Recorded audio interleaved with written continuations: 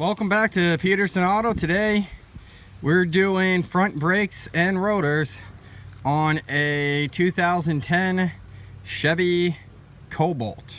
Right, Cobalt? Yeah, Chevy Cobalt. So first thing is to pull off your hubcap there. The hubcap uses the same size as the lug nut, so that's convenient. Looks like it's a 19 millimeter. Then loosen your lug nuts and pull off your wheel. So that's going to be the next step.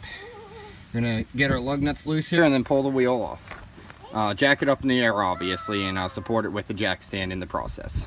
Okay, now that we have the wheel off, we have the brake caliper, the rotor, the caliper bracket. All we're going to do is remove the two bolts here and in the same location on the bottom that hold the caliper on, and two bolts here and in the same location on the bottom that hold the bracket on. Once we get those two removed, the caliper can come off. I usually set them right up about here. You can remove these metal not retaining slide clips, remove your pads, and get everything back together after you compress your caliper. So we're going to get this broken loose and taken apart for you quick, show you where everything's at. Okay, so we have the caliper off and sitting up on top of the spindle. I recommend tying it, but I'm going to be in and out quick, so it's perched well enough. There you should be able to see the two holes that the caliper mounting bolts go into. The caliper bracket goes right here.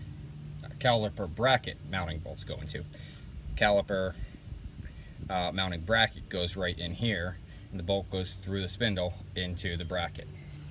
Then the caliper itself has an ear on either side with a bolt that will go into your slide pin.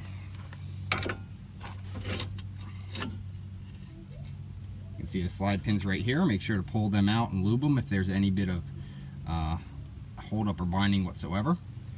Next step is going to be remove the pads and the stainless steel sliders there, and lube everything up and put them back in. We're going to lube every metal on metal contact surface here. So the back of the pads, even though the pads we're using are an anti-squeak pad, we're still going to put the lube on there just to be safe. And then where the pad slides in the slider down here, you can see. Yeah, there we go. That one's moving. So right there, you're going to lube too, where the pad slides in the slider, and we're going to put it all back together. Okay, now we have our caliper sitting here. We're going to take a big pair of pliers, push on the cup and on the back of the caliper very gently. Smooth, steady, even pressure, and it's going to sink right back in for you. So I'm going to try to get a cameraman to hold this here, and we'll show you how it's done. Okay, so I put my pliers on top and just slowly squeeze it.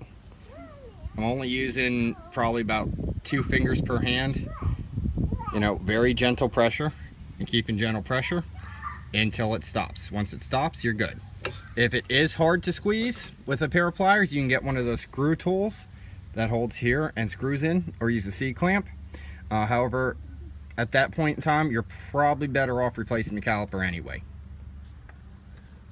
Okay, now we have everything back together. Lubed up our sliders. The shims, stainless steel shims, the slide pins. This one slide pin was frozen up pretty good, so I just got in there, moved it around with the big channel lock pliers a couple times, and freed it up, pulled it out, and lubed it. It's not perfect, but it'll definitely work for what we need here. We'll keep an eye out on this particular car because we just want to get them done. One thing to remember when you're putting your caliper back on, make sure your hose is not twisted, kinked, or anything, you know, where it shouldn't be. I do use a lug nut, as you can see, threaded on. This one's backwards just because it was easier to thread on that way. We use a lug nut threaded on to go ahead and hold the rotor in place. When we put that on, the rotor just slips off and back on in this car. So it's a very simple process. We're going to put the wheel back on, torque the wheels to spec, and last thing is going to be check the actual brake fluid levels. Anytime you do brakes, you always want to check the actual brake fluid. So in this car, we need to get under the hood, and here's the brake cylinder. The fluid looks to be pretty full, a little dirty. Probably could use a flush, which I will recommend to the owner. But you want to check the level, make sure it hasn't overflowed when you push the calipers back. And other than that, you're good to go. Torque the lug nuts and be on your way. Thank you for watching Peterson Auto. Make sure to like, comment, and subscribe.